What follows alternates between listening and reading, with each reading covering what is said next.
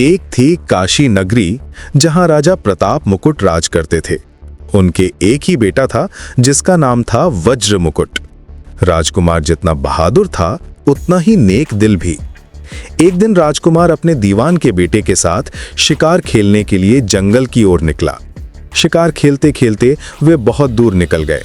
दोपहर का वक्त था, गर्मी बढ़ रही थी और दोनों को बड़ी जोर की प्यास लगी। पानी की तलाश में वे इधर उधर भटकने लगे। थोड़ी देर बाद उन्हें एक बहुत सुंदर तालाब दिखाई दिया। तालाब का पानी शीशे की तरह साफ था और उसमें ढेर सारे कमल के फूल खिले हुए थे। तालाब के चारों ओर घने पेड़ थे जिनकी ठंडी छांव मन को सुकून दे रही थी। राजकुमार और दीवान का बेटा अपने घोड़े से उतरे और तालाब के किनारे एक पेड़ के नीचे आराम करने लगे। तभी उन्होंने देखा कि कुछ सहेलियों के साथ एक बहुत ही खूबसूरत राजकुमारी तालाब पर नहाने आई है। उसकी सुंदरता देखकर राजकुमार वज्र मुकुट तो जैसे होश ही खो बैठा। चांद भी उसके सामने फीका लग रहा था। राजकुमार बस उसे देखता ही रह गया। राजकुमारी ने भी राजकुमार को देखा और वो भी उसकी तरफ आकर्षित हो गई। दोनों की आंखें मिलीं और बिना कुछ कहे ही दोनों ने एक दूसरे को अपना दिल दे दिया। कुछ देर बाद जब राजकुमारी अपनी सहेलियों के साथ वापस जाने लगी तो उसने राजकुमार को अपनी पहचान बताने के लिए कुछ इशारे किए। उसने तालाब से एक कमल का फूल तोड़ा। उस फूल को पहले उसने अपने सिर पर रखा, फिर उसे कान से लगाया, फिर दांत से कुतरा, फिर अपने पैर के नीचे दबाया और आखिर में अपनी छाती से लगा लिया। ये सब करके वो मुस्कुराई और अपनी सहेलियों के साथ चली गई। राजकुमार वज्र मुकुट वहीं खड़ा उसे देखता रह गया। उसके जाने के बाद राजकुमार बहुत बेचैन हो गया। उसे समझ नहीं आ रहा था कि राजकुमारी कौन थी, कहाँ रहती थी और उसने ये अजीब इशारे क्यों किए। उसका दिल पूरी तरह से उस राजकुमारी पर आ चुका था। उसने अपने दोस्त दीवान के बेटे से कहा, मित्र, मैं इस राजकुमारी के बिना नहीं रह सकता, पर मुझे न तो उसका नाम मालूम है न ठिकाना, वो कैसे मिलेगी। उसकी आवाज में एक गहरी उदासी थी। दीवान का बेटा बहुत समझदार और होशियार था। उसने राजकुमार को तसल्ली देते हुए कहा, राजकुमार, आप इतना घबराए नहीं। वो राजकुमारी तो अपना नाम पता सब कुछ बताकर गई है, आप बस धीरज रखें। राजकुमार ने हैरानी से पूछा, क्या मतलब? उसने तो कुछ कहा ही नहीं। दीवान के बेटे ने मुस्कुराते हुए समझाया, राजकुमार, उसने इशारों में सब कुछ बता दिया है। जब उसने कमल का फूल अपने सिर से लगाया तो उसका मतलब था कि वो कर्नाटक देश में रहती है, जो भारत के सिर यानी उत्तर में माना जाता है। जब उसने फूल को कान से लगाया तो उसने बताया कि वो कर्नाटक की रहने वाली है। जब उसने फूल को दांत से कुतरा तो उसका मतलब था कि वो दंतबाट राजा की बेटी है। और जब उसने फूल को अपने पांव से दबाया तो उसने अपना नाम बताया। पांव यानी पद और कमल यानी पद्मवती, तो उसका नाम पद्मवती है। और आखिर में जब उसने फूल को अपनी छाती से लगाया तो उसने ये बताया कि तुम मेरे दिल में बस गए हो। यह सुनकर राजकुमार वज्र मुकुट की जान में जान आई। उसकी खुशी का ठिकाना न रहा। उसने अपने दोस्त को गले लगा लिया और कहा, तुम सच में मेरे सबसे अच्छे दोस्त हो। तुम्हारी वजह से आज मेरी मुश्किल आसान हो गई। अब दोनों ने फैसला किया कि वे कर्नाटक देश जाएंगे और राजकुमारी पद्मावती से मिलेंगे। वे तुरंत अपने घोड़ों पर सवार हुए और कर्नाटक की ओर चल दिए। कई दिनों की यात्रा के बाद वे कर्नाटक पहुंचे। उन्होंने शहर के बाहर एक बूढ़ी औरत का घर देखा और उससे रहने के लिए जगह मांगी। बूढ़ी औरत ने खुशी खुशी उन्हें अपने घर में ठहरा लिया और कहा, बेटा, ये तुम्हारा ही घर है, जब तक जी चाहे यहां रहो। राजकुमार और दीवान के बेटे ने उस बूढ़ी औरत से बातों बातों में पता लगा लिया कि वो राजकुमारी पद्मावती के महल में काम करती है।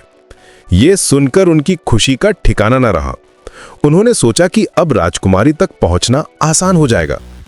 अगले दिन राजकुमार ने उस बूढ़ी औरत से कहा, माई, कल जब तुम महल जाओ तो राजकुमारी से कह देना कि जेठ सुधी पंचमी को तुम्हें तालाब पर जो राजकुमार मिला था वो आ गया है। बूढ़ी औरत ने राजकुमार की बात मान ली। अगले दिन जब वो महल गई तो उसने राजकुमारी पद्मावती को अकेले में पाकर राजकुमार का संदेश दे दिया। राजकुमार का नाम सुनते ही राजकुमारी को गुस्सा आ गया। उसने गुस्से में उस बूढ़ी औरत को धक्का दिया और कहा, मेरे घर से निकल जा, दोबारा अपनी सूरत मत दिखाना। बूढ़ी बेचारी डर के मारे कांपती हुई वहां से चली आई। उसने राजकुमार को आकर सारी बात बताई। राजकुमार ये सुनकर बहुत दुखी और निराश हो गया। उसे लगा कि राजकुमारी ने उसे पहचानने से इनकार कर दिया है। लेकिन दीवान का बेटा फिर मुस्कुराया।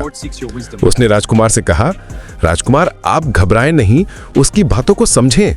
उसने आपको धक्का देकर बाहर नहीं निकाला, बल्कि एक और संदेश दिया है।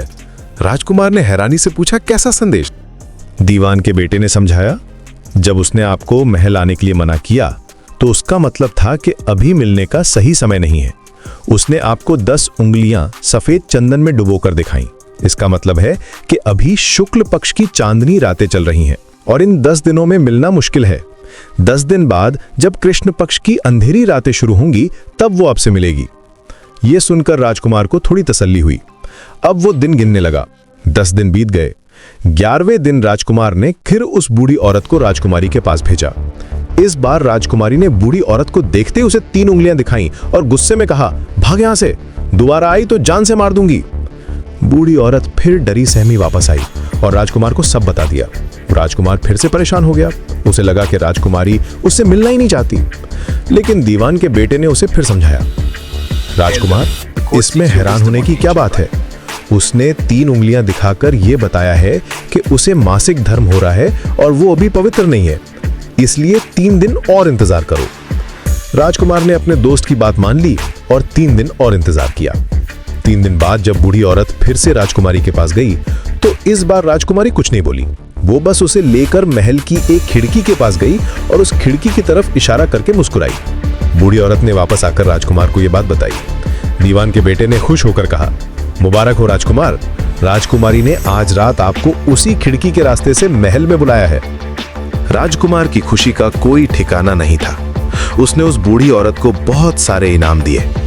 रात होने का इंतजार बेसब्री से करने लगा। जैसे ही आधी रात हुई, राजकुमार चुपके से महल की उस खिड़की के पास पहुंचा। उसने देखा कि ऊपर से एक रस्सी लटक रही है। वो रस्सी के सहारे ऊपर चढ़ गया। अंदर राजकुमारी पद्मावती उसका इंतजार कर रही थी। दोनों एक दूसरे को देखकर बहुत खुश हुए। उस रात के बाद राजकुमार रोज रात को उसी तरह राजकुमारी से मिलने लगा। वो दिन भर अपने दोस्त के साथ रहता और रात होते ही राजकुमारी के पास चला जाता। इस तरह मिलते जुलते लगभग 1 महीना बीत गया।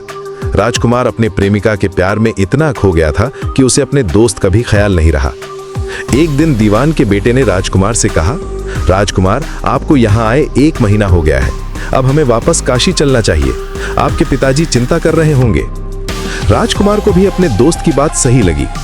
उस रात जब वो राजकुमारी से मिला तो उसने उसे बताया कि अब उसे वापस जाना होगा। बातों बातों में राजकुमार ने अपने दोस्त की बहुत तारीफ की। उसने कहा, पद्मावती, मैं तुम्हें अपने उस दोस्त की वजह से ही पा सका हूँ। वो मेरा बहुत प्यारा दोस्त है और बहुत चतुर है।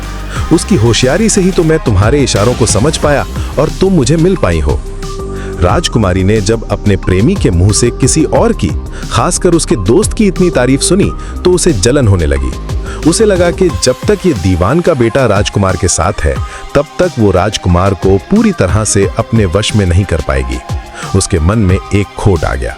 उसने राजकुमार के दोस्त को रास्ते से हटाने का फैसला कर लिया। अगले दिन उसने अपने हाथ से बहुत अच्छा खाना बनाया और राजकुमार से कहा, तुम अपने दोस्त की इतनी तारीफ करते हो तो ये खाना ले जाकर उसे खिलाओ, कहना कि मैंने खास उसके लिए भेजा है। राजकुमार खुशी खुशी वो खाना लेकर अपने दोस्त के पास आया। लेकिन दीवान का बेटा बहुत होशियार था।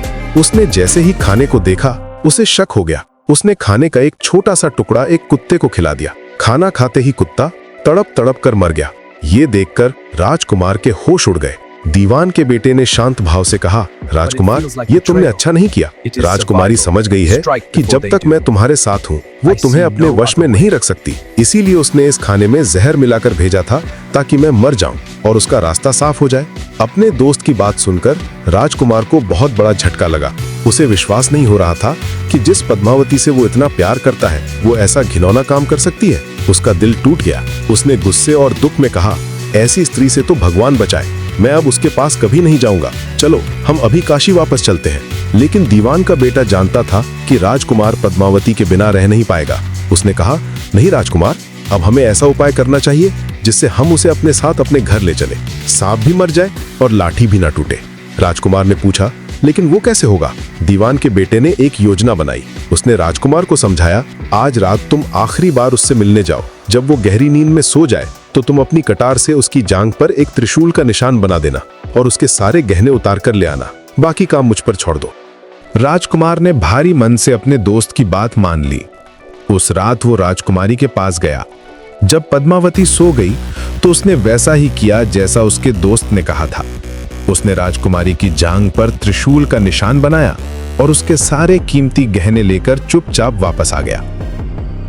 अगले दिन दीवान का बेटा एक योगी का भेष बनाकर राजा दंतबाट के दरबार में पहुंचा।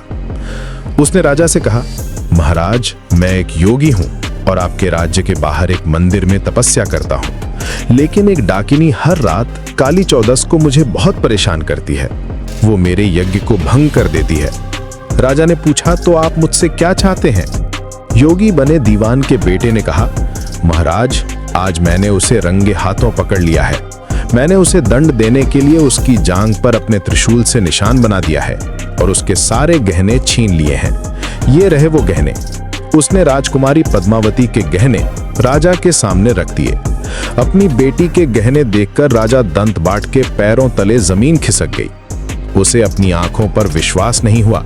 उसने तुरंत अपनी दासियों को भेजकर पता लगवाया। दासियों ने आकर बताया कि राजकुमारी की जांघ पर सच में त्रिशूल का निशान है।